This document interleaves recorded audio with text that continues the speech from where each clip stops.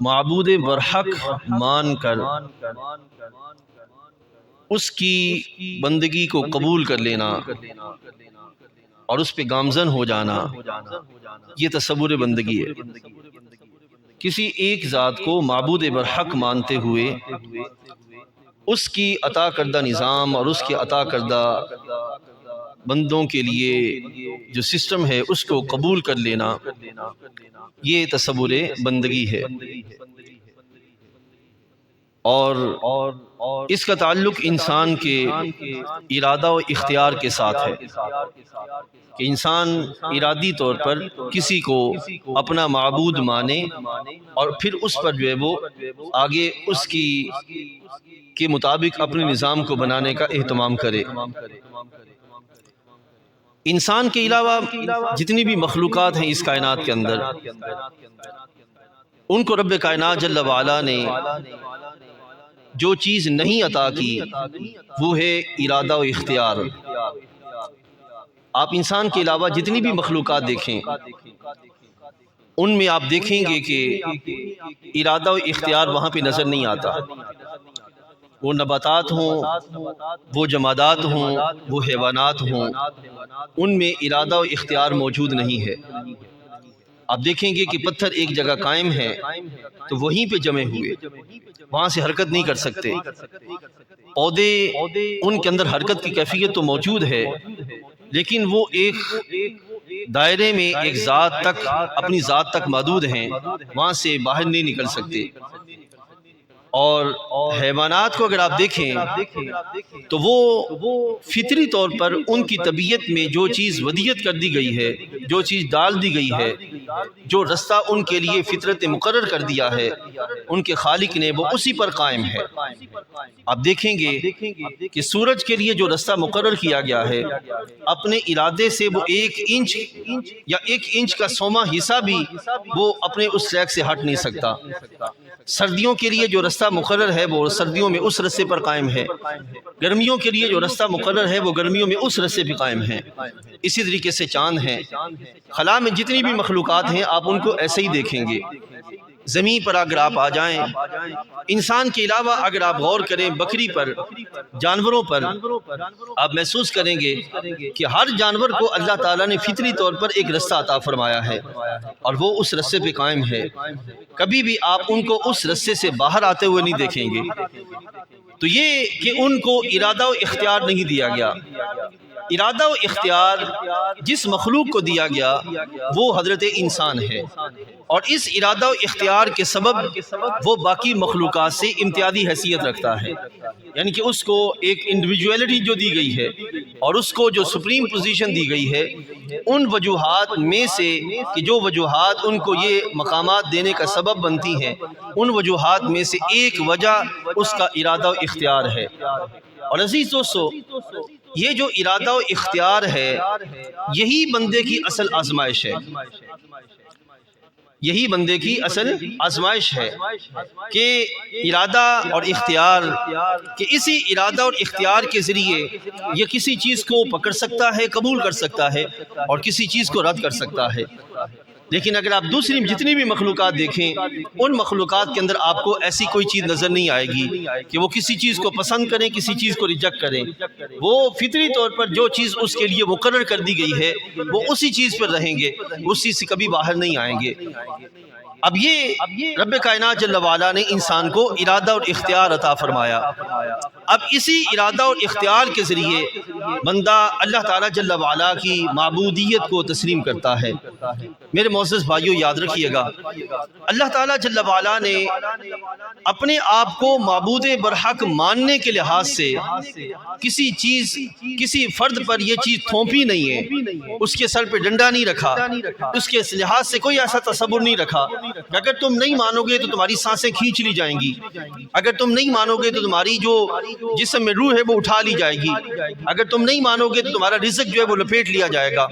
آپ دیکھتے ہیں کتنے ہی ایسے لوگ ہیں جو نان مسلم ہیں، وہ اللہ تعالیٰ جل وعلا کو نہیں مانتے، تو کہیں اللہ تعالیٰ جل وعلا نے ان کی جو رزق ہے اس کو لپیٹا نہیں ہے، ان کی سانسوں کو اللہ تعالیٰ نے ختم نہیں کیا۔ خالق کائنات جل وعلا نے ہر انسان کو اختیار دیا ہے کہ وہ اس اختیار کے لحاظ سے چاہے تو اللہ تعالیٰ جل وعلا کو قبول کرے، اس کی معبودیت کے لحاظ سے، چاہے تو اللہ تعالیٰ جل وعلا کے لحاظ سے وہ مخالفت کی راہ پہ اختیار کر لے۔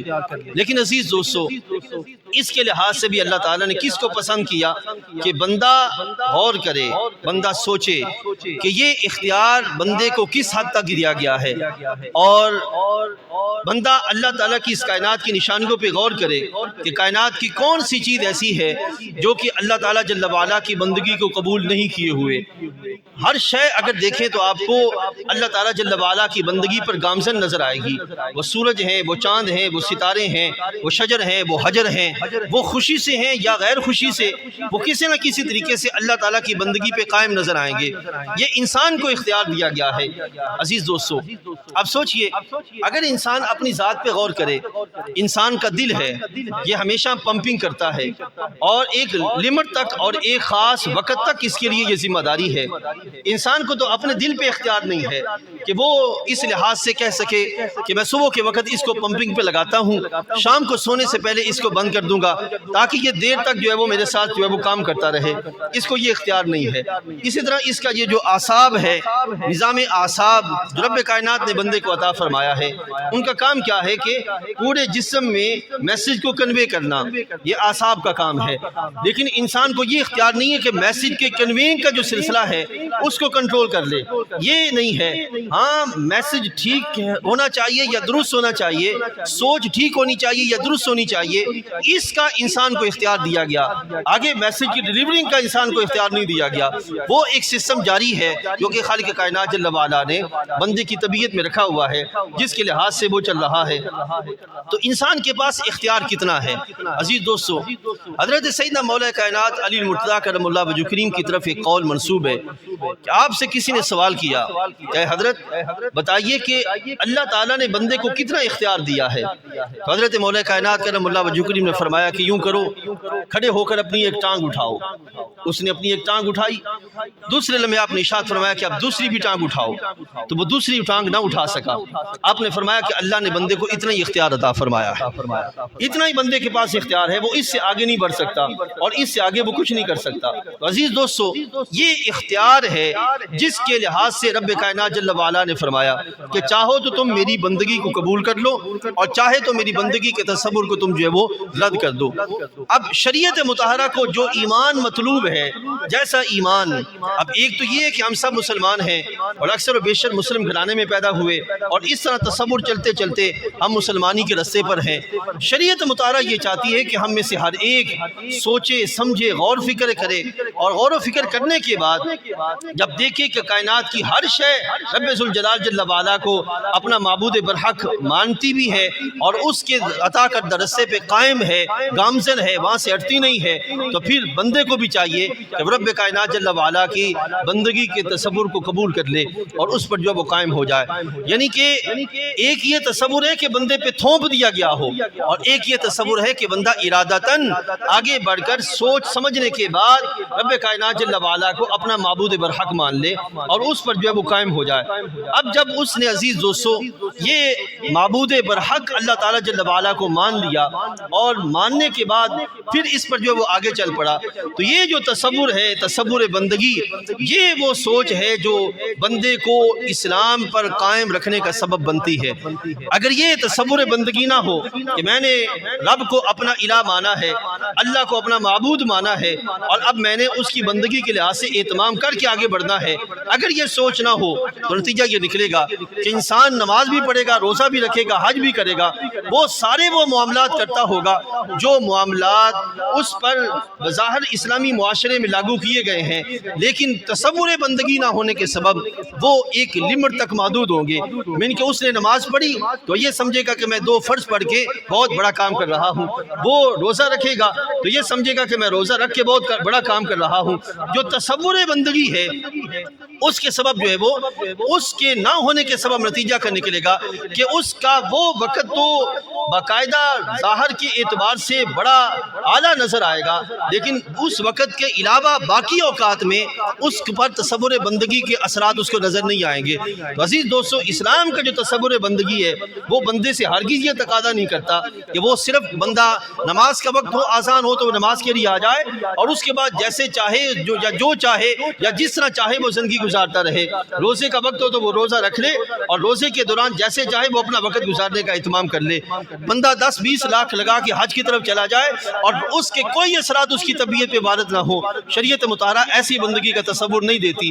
شریعت مطہرہ یہ کہتی ہے کہ بندگی کا ایسا تصور ہو کہ بندہ اپنے گھر میں ہو، دکان میں ہو، گودام میں ہو، مکان میں ہو، کسی بھی جگہ ہو، وہ اس تصور کے تحت اپنی زندگی کو گزارنے کا اہتمام کرے، تو پھر نتیجہ کا نکلے گا اس تصور کے سبب زندگی گزارنا اللہ کی بارگاہ میں اس کے لیے عزتوں والا رستہ عطا کر دے گا، عزت کا سبب بن جائے گا۔ اب میں آپ کو چند ایک مثالیں آپ کے سامنے رکھتا ہوں جس کے ذریعے آپ اس کو اور زیادہ سمجھ سکیں گے۔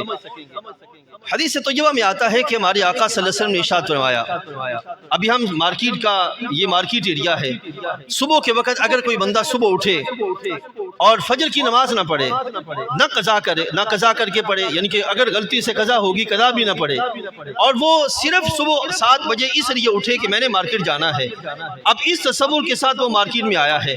دوسرا ایک بندہ صبح اٹھتا ہے، باقاعدہ فجر کی نماز کے وقت اٹھتا ہے، اٹھ کر وہ پہلے مسجد جاتا ہے، اللہ کی بارگاہ میں اپنی جبین کو جھکاتا ہے، اس وقت وہ اللہ کی بارگاہ سے اس کے رزق حلال کے لیے دعا مانگتا ہے اور پھر اس رستے پہ قائم رہنے کا اہتمام کرتا ہے جو رستہ رب نے عطا فرمایا ہے۔ اب یہ دو لوگ ہیں، ایک وہ بندہ جو صبح باقاعدہ فجر کی نماز پڑھ کے اللہ کے رستے پہ قائم رہنے کی دعا مانگ کے پھر وہ مارکیٹ میں آتا ہے اور کوشش کرتا ہے کہ میں رستے پہ قائم رہوں، اور ایک وہ بندہ ہے جو اٹھتے ہی 7 بجے ہے اور نیت یہ ہے کہ میں نے کاروبار کے لیے جانا ہے اور اس سے کوئی غرض نہیں ہے کہ میں کاروبار کیسے کروں گا کیسے نہیں کروں گا، محض مال کمانا غرض ہے۔ سنیے نبی علیہ السلام نے کیا ارشاد فرمایا کہ جو بندہ صبح اٹھ کر مسجد کی طرف بڑھا اور وہاں پہ جبین نیاز جھکا کر اللہ کی بارگاہ سے دعا مانگ کے پھر وہ آگے بندگی کے رستے پر چلنے کا جس نے اہتمام کیا، سرکار نے فرمایا کہ وہ بندہ اسلام کے پرچم کو بلند کر رہا ہے، اور جو بندہ محض بازار آنے کا اہتمام کر رہا ہے اور اس نے اللہ کی بارگاہ کے لحاظ سے بحث اس کے باوجود کہ وہ مسلمان ہے لیکن وہ صحیح تصور کے ساتھ نہیں چل رہا، نبی علیہ السلام نے فرمایا کہ وہ طاغوت کے پرچم کو بلند کر رہا ہے، یعنی کہ شیطان کو۔ تو کتنا بڑا واضح پیغام ہے جو ہمارے آقا صلی اللہ علیہ وسلم نے تصور بندگی کے لحاظ سے عطا فرمایا۔ اس واسطے عزیز دوستو، تصور بندگی یعنی کہ اللہ تعالیٰ جل وعلا کی ربوبیت کو قبول کر لینے کے بعد اس پہ قائم ہو جانا اور اپنے جملہ معاملات کے اعتبار سے اس تصور کو پہلے رکھنا اور اپنے سارے معاملات کو اس تصور کے ماتحت رکھنا، اور پھر نتیجہ کا نکلے گا کہ عزیز دوستو وہ بندہ معاشرے کے اندر اس تصور کی برکت صحیح طور پہ حاصل کر پائے گا۔ لیکن اگر وہ اس تصور کو سامنے رکھتا ہی نہیں ہے، اس کی میں چند ایک آپ کے سامنے مثالیں رکھتا ہوں۔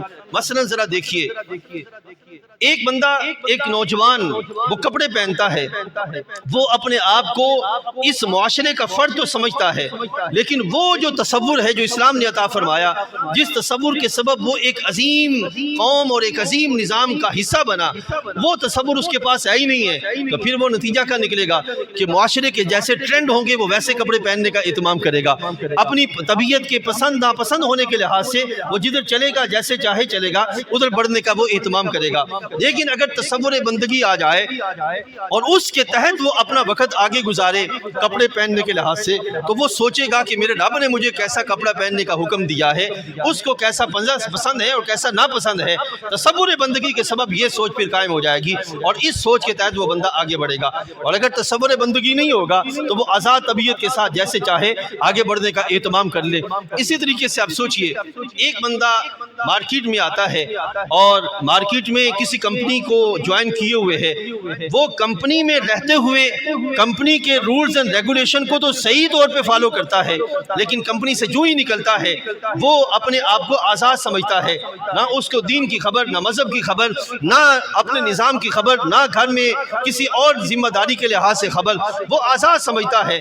اب یہ آزادی کیوں ہے عزیز دوستو؟ آزادی اس لیے کہ اس نے محض کمپنی کے رولز اینڈ ریگولیشن کو تو اہم کم سمجھا، لیکن وہ رولز اینڈ ریگولیشن کا تصور جو اسلام دیتا ہے اس کی اہمیت اس کی طبیعت میں ہے ہی نہیں ہے، جس کا نتیجہ یہ نکلے گا کہ وہ اپنی کمپنی میں تو بہترین نفع دینے والا بندہ سامنے نظر آئے گا، لیکن کمپنی سے باہر گلی میں، گودام میں، مکان میں، اپنے دوستوں کے ساتھ، اپنے گلی محلے کے اندر وہ ذمہ دار بندہ نظر نہیں آئے گا۔ اس کی طبیعت میں، سوچ میں، فکر میں خرابی ہوگی۔ تو وہ خرابی کیوں ہے؟ وہاں پہ خرابی نہیں ہے، یہاں پہ خرابی ہے۔ تو خرابی کی وجہ کیا ہے؟ اس کی وجہ فقط یہ ہے کہ اس نے وہاں پر کمپنی کے رولز کے لحاظ سے تو اپنے آپ کو مضبوط کر لیا، لیکن اپنی طبیعت کو اسلام کے رولز اور جس فکر کے تحت ان رولز پہ چلنا ہے اس کی طرف اس نے بڑھنے کا اہتمام ہی نہیں کیا، جس کے نتیجہ کا نکلے گا کہ وہ وہاں پر مادی منفعت لینے میں تو کامیاب ہو جائے گا، لیکن یہاں پر دنیوی اور اخروی فائدے کے لحاظ سے وہ کامیابی کی طرف نہیں جا سکے گا۔ تو اس واسطے عزیز دوستو، یہ شریعت مطالعہ کہتی ہے کہ تصور بندگی جو ہے اس کو صحیح طور پر قائم رکھنے کا اہتمام کیا جائے۔ اسی طریقے سے ایک بندہ مارکیٹ میں آتا ہے اپنی کاروبار کے لیے، اپنی مزدوری کے لیے، وہ مزدوری کے لیے آ کر کمپنی میں جیسا سسٹم چل رہا ہے، مارکیٹ میں جیسا سسٹم چل رہا ہے، انہی کے مطابق وہ کام کرتا ہے، حلال اور حرام کی تمیز کیے بغیر۔ بس اس کو غرض سے ہے کہ میں نے جو ہے وہ مال کمانا ہے، چونکہ اس کے ذہن میں وہ تصور بندگی نہیں ہے، اس اعتبار سے وہ آزاد ہے کہ وہ اپنے غرض سے جیسے چاہے آگے بڑھ رہا ہے، جدھر چاہے آگے بڑھ رہا ہے۔ جب اسے کہا جائے، یہاں پہ کئی لوگ ایسے ہیں، میں ان کو جانتا بھی ہوں اور ان کے منہ سے سنا بھی ہے کہ جناب بسم اللہ پڑھ کے ہم اپنی کرسی پہ بیٹھتے ہیں اور پھر برائی جو چاہیں ہم کریں، ہمیں کوئی غرض نہیں ہوتی۔ یہ تصور کے ساتھ جو مارکیٹ میں چلتے ہوئے نظر آ رہے ہیں۔ اب مجھے ذرا سوچ کے بتائیے، اگر کسی کمپنی کے ماتھے پر بڑا سا لا الہ الا اللہ محمد الرسول اللہ لکھا ہو، لیکن نیچے لوگوں کے تصور میں اس کا صحیح تصور قائم نہ ہو، تو مجھے ذرا سوچ کے بتائیے گا اس لا الہ الا اللہ لکھا کو کوئی فائدہ ہوگا صحیح معنی میں؟ اسی طریقے سے آپ دیکھتے ہیں اگر ایک بندے کا نام عبداللہ ہے لیکن طبیعت میں رب ذوالجلال کی بندگی کا صحیح تصور نہیں ہے، عبداللہ تو اللہ کا بندہ ہوا لیکن صحیح طور پر تصور ذہن میں قائم نہ ہونے کے سبب رب ذوالجلال کی بندگی کا وہ نتیجہ یہ نکلے گا کہ وہ بیٹھا ہوا ہے اور جو چاہے گا اپنی طبیعت کے موافق جو فساد ہے وہ کرتا ہوا نظر آئے گا۔ نام عبداللہ ہے لیکن کام وہ سارے برے کر رہا ہے۔ اس کی وجہ کیا ہے عزیز دوستو؟ وجہ یہ ہے کہ تصور بندگی صحیح طور پہ قائم نہیں ہے کہ جس کے سبب وہ آگے اپنے معاشرے کے اندر صحیح کام کر سکے۔ اسی طریقے سے آپ دیکھتے ہیں ایک طالب علم ہے، طالب علم جو ہے وہ ایک کام اپنی سٹڈی میں ہے، وہ سکولنگ کرتا ہے، وہ اکیڈمی کی طرف جاتا ہے، وہ یونیورسٹی کی طرف جاتا ہے، وہ کالج لائن میں جاتا ہے۔ اس سارے پروسیجر کا اس کا صرف ایک غرض ہے کہ میں نے ایک جو ہے وہ گتا لینا ہے، ڈگری لینی ہے، سرٹیفکیٹ لینا ہے، اس کے سوا اس کو کوئی غرض نہیں ہے۔ عزیز دوستو سوچئے ذرا کہ وہ ڈگری لینے میں تو کامیاب ہو جائے گا لیکن بہترین ایک بندہ مومن بننے میں کامیاب نہیں ہوگا۔ اس کی وجہ کیا ہے کہ اس نے جس تصور کے تحت ساری سٹڈی کی ہے وہ اس تصور کے تحت تو مضبوطی سے چلتا رہا، لیکن جو بندگی کا تصور اسلام عطا کرتا ہے اس نے اس تصور کو لیا ہی نہیں ہے اور اس تصور کے ساتھ وہ آگے بڑھا ہی نہیں ہے۔ اس واسطے میرے بھائیوں وہ بندہ ہو سکتا ہے مادی لحاظ سے، پیسوں کے اعتبار سے بڑا مضبوط ہو جائے لیکن کردار کے اعتبار سے، سوچ کے اعتبار سے، اسلام کی سربلندی کے اعتبار سے وہ کمزور رہ جائے گا۔ تو عزیز دوستو یہ کمزوری کیوں ہے؟ یہاں یہ بات میں آپ کے سامنے رکھتا چلوں، یہودیت، عیسائیت اور اسلام، اس میں جو بڑا فرق ہے وہ فرق کیا ہے؟ فرق یہ ہے کہ ان کے ہاں وہ بھی اللہ کو خالق مانتے ہیں، ہم بھی اللہ کو خالق مانتے ہیں۔ کون سی ایسی چیز ہے جو ان کے اور ہمارے درمیان فرق پیدا کرتی ہے؟ عزیز دوستو وہ تصور بندگی ہے، یعنی کہ اللہ کو محض خالق نہ ماننا بلکہ خالق ماننے کے ساتھ ساتھ آگے رب ذوالجلال کو اپنا معبود برحق تسلیم کرنا، اپنا الہ ماننا اور پھر اس کے مطابق آگے زندگی گزارنے کا اہتمام کرنا۔ یہ جو سوچ ہے یہ ان کے اور ہمارے درمیان فرق پیدا کرتی ہے۔ اب اگر تصور بندگی نہیں ہوگا تو بندہ جو چاہے سو کرے، جدھر چاہے سو جائے، جو چاہے اپنی اس معاشرے کے اندر وہ کرتا ہوا نظر آئے۔ اسی بات سے کہا عموماً معاشرے میں آپ نے سنا ہوگا جناب آپ کی اپنی زندگی ہے، ہماری اپنی زندگی ہے۔ اسی بات سے ہر بندے کا اپنا دین بنتا جا رہا ہے، ہر بندے کی اپنی سوچ بنتی جا رہی ہے اور دین میں بھی وہ اپنی سوچ جو ہے وہ لاگو کر رہا ہے۔ مغرب کے اندر ہر بڑے بندے کے وہ کتابی لحاظ سے ہو یا مالی اعتبار سے ہو اس کا اپنا اپنا نظریہ کیوں ہے؟ اس اس واسطے کہ وہاں پر باقاعدہ کوئی منظم نظام نہیں ہے جس کے اعتبار سے وہ فالو کر سکیں. اور نظام کیا ہے؟ عیسائیت کے ہاں وہ دین بیزار ہے اس واسطے کہ عیسائیت بندگی کا صحیح تصور ہی نہیں دے سکی آج تک, اور یہودیت بھی دین بیزار ہے کہ ان کے ہاں بھی کامل بندگی کا تصور آیا ہی نہیں ہے. اس واسطے میرے بھائیوں ان کے اور ہمارے درمیان جو چیز بنیادی فرق دیتی ہے, جہاں سے فرق پیدا ہوتا ہے اور پھر آگے سارے سسٹم میں فرق آتا ہے, وہ ہے بندگی کا تصور. اس تصور کے سبب آگے جو ہے وہ ایک فرق کی کیفیت سامنے آتی ہے. اب ذرا دیکھیے, محبوب کریم علیہ السلام کی بارگاہ میں چلتے ہیں. ہمارے آقا صلی اللہ علیہ وسلم نے آپ کی بارگاہ میں جناب سیدنا سعد بن معاذ آئے. سوچئے گا, سعد بن معاذ آئے. حضرت سعد بن معاذ رضی اللہ عنہ کہیں شام گئے ہوئے تھے اور وہاں سے واپسی پر وہ سرکار کی بارگاہ میں آئے. وہاں جب پہنچے تو حضرت سعد بن معاذ نے محبوب کریم علیہ السلام کو سجدہ کرنا چاہا تعظیماً, کیونکہ وہاں پر بادشاہوں کو سجدہ کیا جاتا تھا, تو اس لحاظ سے انہوں نے ایسا کرنا چاہا. اب یہ ہے بندگی کا وہ تصور جس پہ سرکار خود بھی قائم تھے, اور اسی تصور کو آپ نے آگے دوستوں کے درمیان صحابہ کے درمیان رائج کرنے کا اہتمام کیا. اب وہ کیا تھا؟ محبوب کریم علیہ السلام کے سامنے جب انہوں نے ایسا کرنا چاہا, حبیب علیہ السلام نے فرمایا کہ اے سعد بن معاذ, اگر میری امت کے اندر اللہ کے علاوہ کسی کو سجدہ کرنے کی اجازت ہوتی تو میں عورت کو حکم دیتا کہ مرد کو اپنے مرد کو سجدہ کرے. یہ ہے بندگی کا تصور کہ بندگی کس کے لیے ہے؟ رب ذوالجلال کے لیے. تو جو رستہ اس نے عطا فرمایا ہے اسی رستے پہ چل کے وہ قائم کرنا ہے, بھلے وہ کسی کے ساتھ بھی ہو. تو یہ وہ تصور جو ہمارے آقا صلی اللہ علیہ وسلم نے امت کو سمجھایا کہ اس انداز کے ساتھ آگے بڑھنا ہے جس انداز کے ساتھ میں تمہیں بڑھنے کا حکم دیتا ہوں. اسی طریقے سے حدیث طیبہ میں آتا ہے کہ حضرت عمر رضی اللہ تعالیٰ عنہ آپ ایک دفعہ بیت اللہ کا طواف کر رہے ہیں. طواف کعبہ کے عین درمیان آپ حجر اسود کے پاس آئے, اس کو چومنے لگے. تو چومنے سے پہلے آپ نے حجر اسود کو فرمایا, اے حجر اسود, تو ایک پتھر ہے, ذاتی طور پر نہ دفع دے سکتا ہے نہ نقصان دے سکتا ہے. میں ہرگز تمہیں نہ چومتا اگر میرے حبیب علیہ السلام نے نہ چوما ہوتا. یہ ہے بندگی کا تصور کہ کوئی بھی عمل کرنے سے پہلے دیکھا جائے کہ پیچھے بیس کیا ہے, میرے بندگی کا تصور میں اس کی اجازت ہے کہ نہیں ہے, وہاں اس کے لحاظ سے کیا حکم دیا گیا ہے, وہاں اس کے لحاظ سے کتنی رخصت دی گئی ہے. پھر جا کے بندہ آگے کام کرے گا تو اس کام کے لحاظ سے پھر بہتری کی راہیں بنتی ہوئی نظر آئیں گی. لیکن اگر وہ تصور ہی نہیں ہوگا, آج کے اس دور کے اندر ہمارے اکثر مسلمان اس تصور سے آزاد ہیں, اور اسی لحاظ سے وہ یہ کہتے ہوئے نظر آتے ہیں کہ جناب کوئی بات نہیں, یہ مولویوں کی بنائی ہوئی باتیں ہیں, شریعت کی صحیح خبر ہی نہیں ہوتی, اور شریعت کے احکام کے لحاظ سے وہ صحیح ان کے ذہن میں وہ تصور ہی نہیں ہوتا جو ہونا چاہیے, جس کے سبب نتیجہ یہی نکلتا ہے کہ حلال کو حرام اور حرام کو حلال کیے دیتے ہیں, اور پھر اسی طرح معاشرے میں زندگی گزارتے ہوئے نظر آتے ہیں. تو عزیز دوستو, اسلام جو تصور دیتا ہے, جو تصور بندہ مومن کو عیسائیوں سے, یہودیوں سے, ہندوؤں سے ممتاز کرتا ہے. اب دیکھیے مثال کے طور پر میں یہاں پہ اس لحاظ سے بھی آپ کے سامنے مثال رکھ کے آپ کو سمجھا دیتا ہوں. ہم سارے مسلمان ہیں اور پاکستانی ہیں. اب ایک ہے پاکستان کا آئین, اس آئین کے اعتبار سے تو ہم اور ہندو دونوں برابر ہیں کہ جناب جو ہے وہ آپ پر لازم ہے کہ آپ اس آئین کو فالو کریں. اس آئین کو فالو کرنے کے اعتبار سے, پاکستان کے شہری ہونے کے اعتبار سے ہم دونوں برابر ہیں. لیکن اس آئین سے پہلے ہمیں ایک وہ آئین بھی ملا جو رب تعالیٰ نے ہمیں عطا فرمایا. اب وہ آئین یہودیوں کے پاس نہیں ہے, وہ آئین عیسائیوں کے پاس نہیں ہے, وہ آئین صرف مسلمانوں کے پاس ہے. اب ایک ہے کہ جو پاکستانی آئین ہے اس کو صحیح طور پہ جو وہ اس پہ عمل پیرا ہونا, اور ایک ہے اس سے پہلے جو اسلامی آئین ہے اس کو صحیح طور پہ عمل پیرا ہونا. عزیز دوستو, اگر کوئی بندہ صرف پاکستانی آئین کی طرف بڑھے گا, مثلا ایک بندہ پاکستان میں ہے تو وہ پاکستان کے رول اینڈ ریگولیشن کو صحیح طور پہ فالو کرے گا. کیوں؟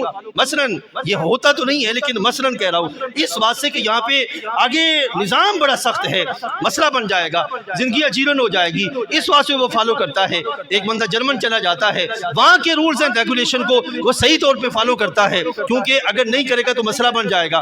تو عزیز دوستو, خود سوچیں بندہ کتنا تقسیم ہو گیا کہ پاکستان میں ہے تو یہاں کے آئین کو فالو کر رہا ہے, جرمن میں ہے تو وہاں کے آئین کو فالو کر رہا ہے, اگر سعودیہ چلا گیا تو وہاں کے آئین کو فالو کر رہا ہے. تو یہ سوچیں ایک لمحے کے لیے انسان کتنا تقسیم ہو گیا کہ یہاں پہ ہے تو یہاں کا غلام, وہاں پہ ہے تو وہاں کا غلام, آگے چلا گیا تو آگے اس ملک کے نظام کے لحاظ سے وہ مجبور ہے تو اس نے ضرور ماننا ہے. بندہ مومن کو اللہ تعالیٰ ان سارے آئینوں سے بلند تر نظام عطا فرماتا ہے. وہ تصور بندگی وہ ان سارے آئینوں سے اوپر ہے۔ میں کہوں گا کہ میں پاکستانی اور پاکستان کا آئین اس لیے مانتا ہوں کہ رب ذوالجلال جل وعلا نے مجھے حکم دیا ہے کہ وَأَوْفُوا بِالْعَهْدِ إِنَّ الْعَهْدَ كَانَ مَسْئُولًا، کہ تم وعدہ پورا کرو کیونکہ وعدے کے بارے میں پوچھا جائے گا۔ اب جب آپ پاکستانی ہیں تو آپ نے پاکستان کے آئین کے ساتھ وعدہ کر رکھا ہے کہ ہم یہاں پہ وفاداری کریں گے، کبھی جو ہے وہ وفاداری کے خلاف نہیں چلیں گے۔ اب میرے بھائیوں، یہ اصول کس نے دیا؟ یہ اصول اسلام نے عطا فرمایا ہے۔ اب پہلے ہم بندگی کے تصور کے لے کے چلیں گے، پھر نتیجہ کیا نکلے گا کہ ہم اس تصور کی بھی صحیح پاسداری کر سکیں گے جو تصور ہمیں پاکستان دیتا ہے۔ اور اگر ہم بندگی کے تصور سے نکل جائیں گے تو آپ دیکھتے ہیں پاکستان میں کیا ہو رہا ہے۔ ایک بندہ باقاعدہ آئین پاکستان کا حلف اٹھا کر وہ نیچے کیا مرضی جو دل میں چاہتا ہے اور جو نیچے اس کو ہتھ کھلے دیے جاتے ہیں وہ وہی کرتا وہ نظر آتا ہے۔ اس کی وجہ کیا ہے عزیز دوستو؟ تصور بندگی قائم نہیں ہے، جس کے سبب آگے اس کو جب فساد کی راہیں مفادات میں لپیٹ کے پیش کی جاتی ہیں تو وہ مفادات کو قبول کرتے ہوئے فسادات پہ چلنے کے لیے تیار ہو جاتا ہے۔ اس واسطے عزیز دوستو اصل جو ضرورت ہے آج ہمارے ہاں ہر مسلمان کے لیے وہ ہے تصور بندگی کو صحیح طور پہ قائم کرنے کا اہتمام کرنا۔ تو ہماری دو حیثیتیں ہیں، ایک مسلمان ہونا اور ایک ہے آگے پاکستانی ہونا۔ اگر ہم مسلمان ہونے کے لحاظ سے جو تصور بندگی ہے اس کو صحیح طور پہ قائم کر لیتے ہیں تو عزیز دوستو نتیجہ یہ نکلے گا کہ ہمارا پاکستانی ہونا بھی صحیح طور پر سامنے آ جائے گا۔ اور اگر ہم صحیح طور پر مسلمان ہی نہیں بنتے تو میرے بھائیوں پاکستانی کیسے صحیح بن سکیں گے؟ اسی بات سے آپ جو دیکھتے ہیں پاکستان کے اندر وہ نچلا طبقہ ہو یا بڑا طبقہ ہو وہ کسی نہ کسی مقام پر غداری میں موجود ہے، کرپشن میں موجود ہے۔ وجہ کیا ہے؟ وہ مسلمان تو ہے لیکن وہ کامل تصور جو اسلام عطا کرتا ہے وہ اس کے پاس نہیں ہے، جس کی وجہ سے نتیجہ یہ نکلتا ہے کہ ظلم کا دور دورہ ہے، جبر عام ہے، استحصال عام ہے، ہر بندہ رو رہا ہے کہ کیا ہو رہا ہے لیکن وہ چھوڑنے کو تیار نہیں جو وہ کر رہا ہے۔ اس واسطے عزیز دوستو آج ہم پر یہ ذمہ داری عائد ہوتی ہے کہ اسلام کا جو تصور بندگی ہے اس کو صحیح طور پر پکڑنے کے لحاظ سے ہم اس بات کا اہتمام کر لیں۔ اور پھر میں یہاں پہ ایک مثال عرض کر کے بات کو ختم کیے دیتا ہوں۔ مثال پاکستانی حکمرانوں کی نہیں دوں گا، ابھی تک اللہ تعالیٰ جل وعلا ان کو اور زیادہ ہدایت عطا فرمائے۔ میں مثال دوں گا رجب طیب اردگان کی۔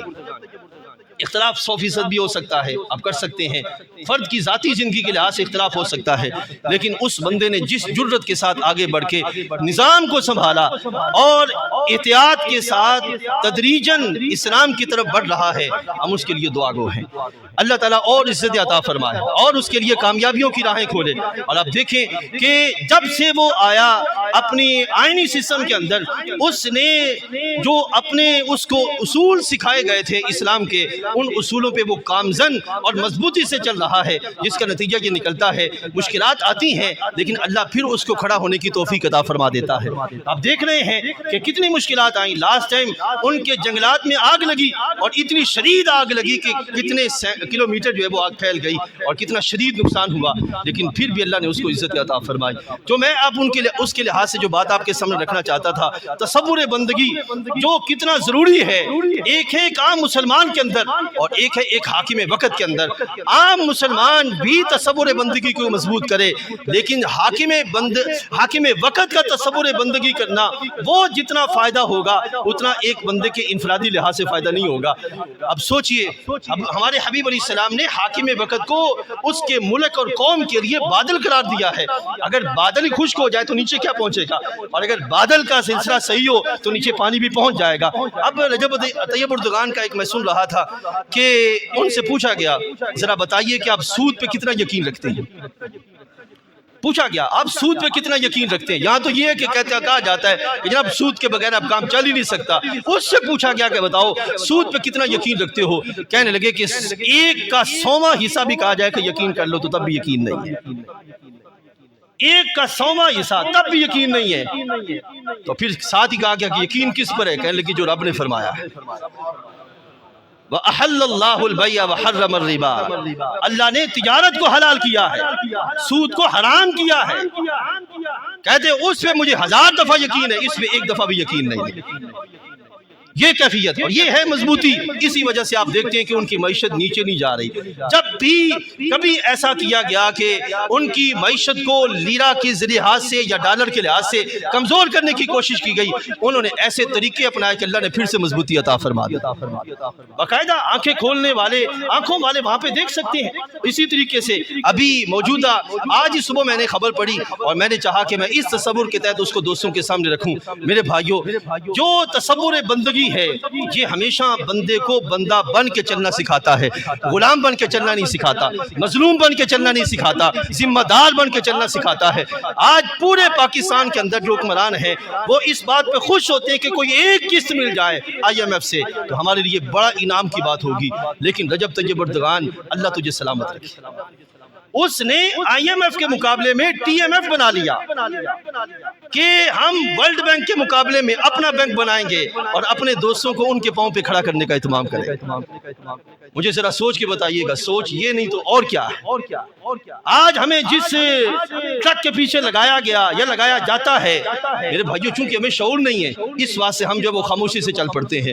اس بات سے عزیز دوستو اس بات کو یاد رکھیے گا, اقبال نے کہا کہ زبان سے کہہ بھی دیا لا الہ تو کیا حاصل, دل و نگاہ مسلم نہیں تو کچھ بھی نہیں. تصور بندگی اس چیز کا نام ہے کہ اپنے آپ کو ہر مقام پر تصور بندگی کے تحت اپنے معاملات کو چلانے کا اہتمام کیا جائے. پھر نتیجہ یہ نکلے گا کہ ہمارا خیر کا سلسلہ قائم رہے گا اور شر آہستہ آہستہ منہ باندھتا ہوا لپیٹتا ہوا نظر آئے گا.